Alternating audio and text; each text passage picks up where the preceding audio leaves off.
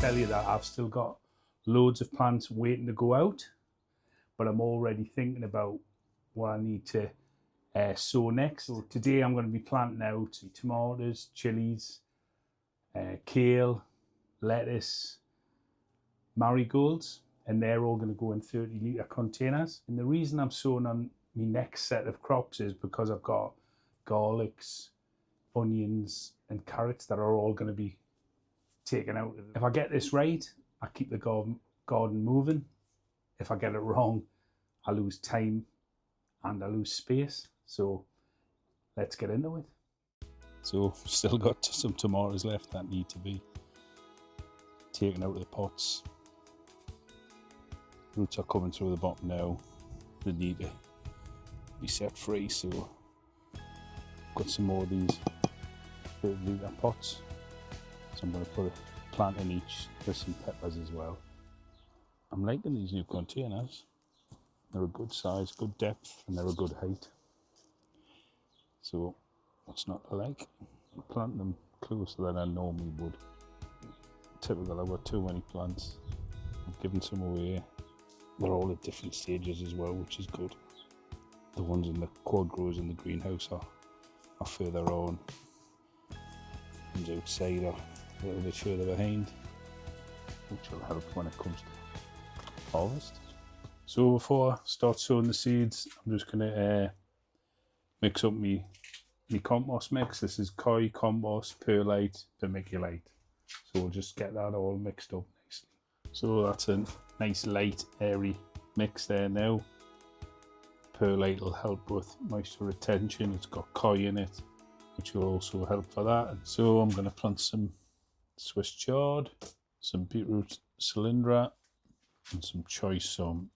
So the Swiss chard and the beetroot is seed tape, so I just had some to use up. So, and until I get my garlic and my onions out of the ground, I haven't got enough room just to lay strips of seed tape down. So I only potted these up the other day. String beans, parsnips, pak choi, various radishes, and they're already starting to show their face, so that's really good. Got some kohlrabi, some lettuce, some beetroot and some perpetual spinach. I'm going to take from these pots and put it into one of these big 30-litre containers. So there's a container full of kohlrabi and lettuce. I've got another 2 containers outside. Currently pouring down the rain, but that's why I'm working in the greenhouse. So I've got another container here that I've just taken out the old salad leaves. And I think I'm going to put beetroot and perpetual spinach in this one. Things like containers do dry out more than raised beds. So anything that can help with that water retention is a plus. I'm going to put some spinach perpetual in here. Yeah, so that's finished now, all full with perpetual spinach and beetroot Wudan F1s. So I'll stick them outside. You can probably hear the rain, definitely it's pouring down, but it'll give them free water.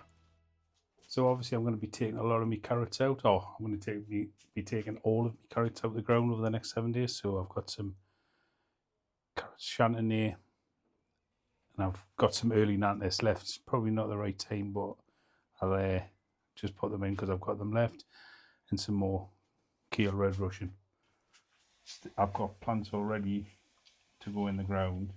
I'm just getting these ready because I'm going to be pulling a lot of veg out and hopefully storing me garlic and onions to use over the year. It's all about just getting ready and prepared. I'm not overly planning. I'm not a person that does that.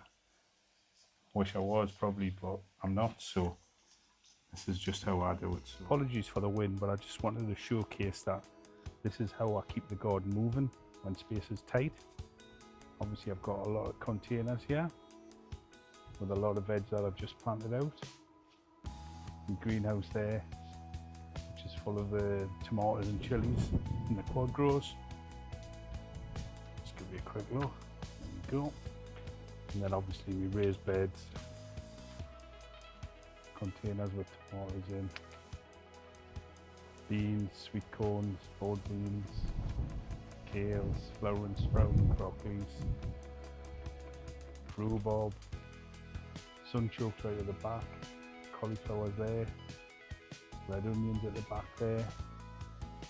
So, somebody was asking on the channel, the honeyberries done? Obviously no fruits this year because I only planted them late, but yeah, looking and doing well. So hopefully you enjoyed that episode, everything that I'm getting prepared for when I start taking things out in my raised beds and keeping that succession going. Click up here and a link to another video that shows about how I got to this journey. And if you can like and subscribe and even drop us a height. Not 100% sure what a height is, but it'd be nice to get one. So I hope you've enjoyed it. I'll catch you in the next one.